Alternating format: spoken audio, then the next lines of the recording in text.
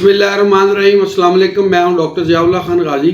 आज हम बात करेंगे गॉल ब्लैडर स्टोन, जिसे पित्ता की पथरी भी कहते हैं। आम लोगों के जहन में ये ख्याल होता है कि पित्ते की पथरी नहीं निकलती क्योंकि इसके निकलने का रास्ता नहीं है, तो इसलिए वो इसका ऑपरेशन करवा लेते हैं। आज मैं आपको इन हकायक के बारे में आगाह करूंगा कि पित्ते की पथरी कैसे बनती है और किस चीज़ को पित्ते की पथरी कहते हैं और इसके निकलने का रास्ता कौन सा होता है। तो यकीनन बहुत से लोगों के लिए ये मालूमात इंतहाई मुफीद साबित होंगी और वो पित्ते का ऑपरेशन करवाने से बच जाएंगे। जैसा कि होम्योपैथिक के अंदर किडनी स्टोन्स के बारे में एक नाम है कि किडनी स्टोन चाहे कैसी भी हो, किसी किस्म की भी हो, होम्योपैथिक तरीका इलाज के अंदर वो किडनी स्टोन निकल जाती है। मैंने अपनी 22 साल प्रैक्टिस के अंदर हजारों मरीजों की किडनी स्टोन्स जो है वो रिमूव हुई हैं और इसके साथ साथ गॉल ब्लैडर स्टोन्स भी। लेकिन गॉल ब्लैडर स्टोन के बारे में चूंकि लोग शकूक व शबहात के अंदर मुब्तला होते हैं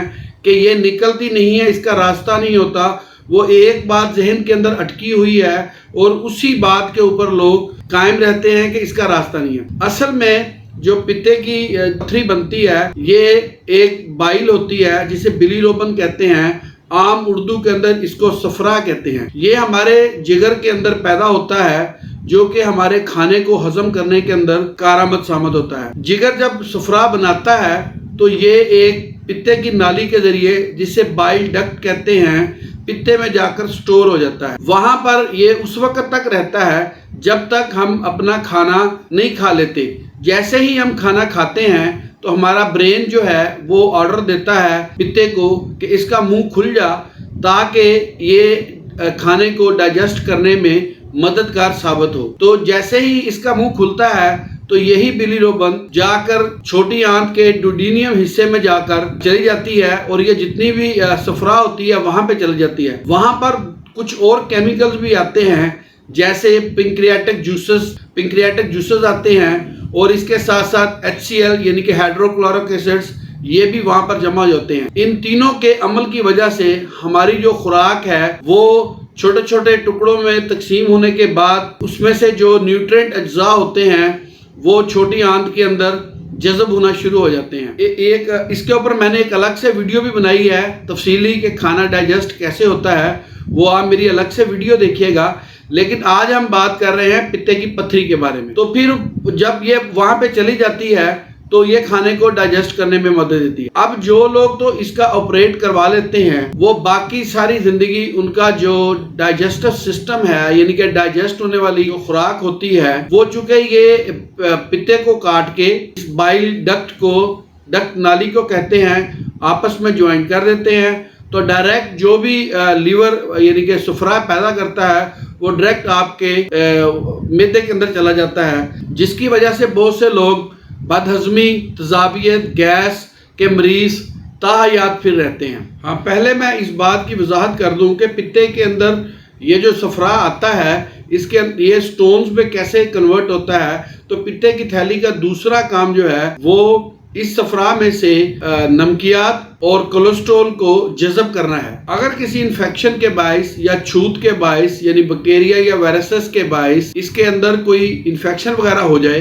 तो यही ये कोलेस्ट्रॉल और ये जो मुख्तलिफ नमकियात हैं ये सफरा के अंदर रह जाते हैं, जिसकी वजह से वो एक ठोस फॉर्म अख्तियार कर लेता है, ठोस शक्ल यानी कि अख्तियार कर लेता है। दाए हाइपोकॉन्ड्रियम में एपिगैस्ट्रिक रीजन के अंदर बहुत सा महसूस होने लगता है, खास तौर पर मक्खन, अंडा, चर्बी या ऐसी चीजें खाने के बाद, और जी मतलाता है, मतली वगैरह होने लगती है और यहाँ पर दर्द भी महसूस होता है, तजाबियत हो जाती है और हाजमा खराब हो जाता है। और बाज़ ये होता है कि यही बाइल है जिसे सफरा कहते हैं, ये कॉमन बाइल डक्ट जो कि बाइल लेके आती है वहां पर भी स्टोन्स की शक्ल तैयार कर लेती है, जिसकी वजह से तकलीफ ज़्यादा होती है। बाइल की साइज है उससे बड़ी जाके स्टोन बनना शुरू होती हैं, वो एक अलग इशू है। वो होम्यो अद्वियात सफरा यानी कि बिलीरुबिन जो लेके आ रहा होता है उसके अंदर मिलके अपना केमिकल रिएक्शन करने के बाद उसी के अंदर जिस चीज़ की कमी होती है, मिनरल्स यानी कि नमकियात की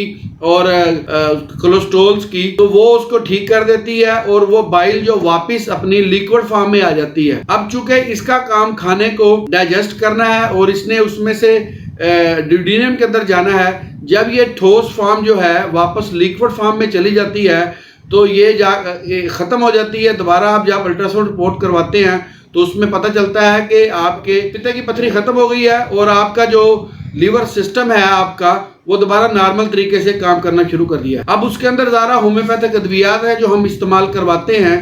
उन अद्वियात को इस्तेमाल करने की वजह से ये बाइल जो है वापस लिक्विड फॉर्म में चली जाती है। उनमें जो सबसे पहली होम्योपैथिक की दवा है वो है कार्डियस मेरियाना। कार्डियस मेरियाना की यहाँ पे मैं आपको पिक्चर भी लगा देता हूँ। अगर इसके क्यूब में 15 कतरे सुबह, दोपहर और शाम 3 टाइम इस्तेमाल किए जाएं तो पित्ते की पथरी इसके इस्तेमाल करने से वापस लिक्विड फॉर्म में चली जाती है और वो ड्यूडेनियम में चली जाती है। ये मैंने आज आपको इसकी थोड़ी सी डिटेल इसलिए बताई है ताकि लोग समझ सकें कि ये पित्ते की पथरी जाती कहाँ है, क्योंकि जो मैं शुरू में आपको बताया था कि लोग ये समझते हैं कि इसके लिए जाने का कोई रास्ता नहीं है। इसका जाने का वही रास्ता है जिसपे ये पहले कुदरती तौर पे अपना फेल सर अंजाम देती है, वहीं पे वापस ये लिक्विड फॉर्म में चली जाती है। चले, एक बात तो इससे ये क्लियर हो गई कि पित्ते की पथरी खत्म हो जाती है होम्योपैथिक तरीका इलाज। अच्छा, दूसरी जो इसके अंदर मेडिसिन इस्तेमाल होती है वो है फास्फोरस। फास्फोरस यहाँ पे बड़ी मुफीद दवा है। इसको 200 के अंदर 1 डोज रोजाना लेना चाहिए। मतवातर कुछ अर्सा इस्तेमाल करने से ये जो बाइल रोबन है ये वापस लिक्विड फॉर्म में चली जाती है। अगली जो इसके अंदर दवाई इस्तेमाल होती है वो है कलकेरिया कार्ब। कलकेरिया कार्ब की मेडिसिन के अंदर अलामत ये होती है कि अगर आपकी फैमिली हिस्ट्री के अंदर किडनी स्टोन या गॉल ब्लैडर स्टोन्स की हिस्ट्री आपके अंदर है और पथरियां बनती रहती हैं तो ऐसे मरीजों को कलकेरिया कार्ब 200 में इस्तेमाल करना चाहिए। अगर वो कलकेरिया कार्ब 200 में सुबह दोपहर इस्तेमाल करता है, मतवातर कुछ अर्सा इस्तेमाल करने से ये पित्ते की पथरी खत्म हो जाती है। और इसकी अगली जो मेडिसिन है वो है चैलिडोनियम। चैलिडोनियम को भी क्यू फॉर्म के अंदर इस्तेमाल करना चाहिए। चैलिडोनियम के अंदर यानी अपर एब्डोमेन यानी कि मैदे के ऊपर वाले हिस्से के अंदर दर्द और बोझ महसूस होता है, अगर ऐसी अलामत हो तो आप चैलिडोनियम क्यू के अंदर इस्तेमाल करें। 15 कतरे सुबह दोपहर शाम इस्तेमाल करें, इससे भी बड़ी हद तक पित्ते की पथरी जो है खत्म हो जाती है। बाकी इसके अंदर और भी अलामात के मुताबिक दवाइयाँ इस्तेमाल होती हैं, जैसे लैकोपोडियम है, नक्स वमिका है। लेकिन बहरहाल जो अद्वियात मैंने आपको यहाँ पर बताई हैं, अगर आपकी अलामात इनके साथ मैच करती हैं तो वो अद्वियात आप इस्तेमाल करें। पित्ते की पथरी यकीनी शक्ल के अंदर निकल जाती है। बहुत से मरीज इससे ठीक हो चुके हैं, तो आप भी इन अलामात के मुताबिक होम्योपैथिक की ये अद्वियात इस्तेमाल करें, इनसे इंशाल्लाह ताला फ़ायदा होता है। बहुत शुक्रिया, अपना ख्याल रखिएगा और हमारे इस चैनल का भी ख्याल रखिएगा। इसे आप सब्सक्राइब कर लें और लाइक अगर आपको वीडियो पसंद आए तो करें और इसको शेयर करें ताकि ज़्यादा से ज़्यादा लोग इस ऑपरेशन से बच सकें और होम्योपैथिक के इस इलाज के ज़रिए अपनी ट्रीटमेंट कर सकें। अल्लाह हाफिज़।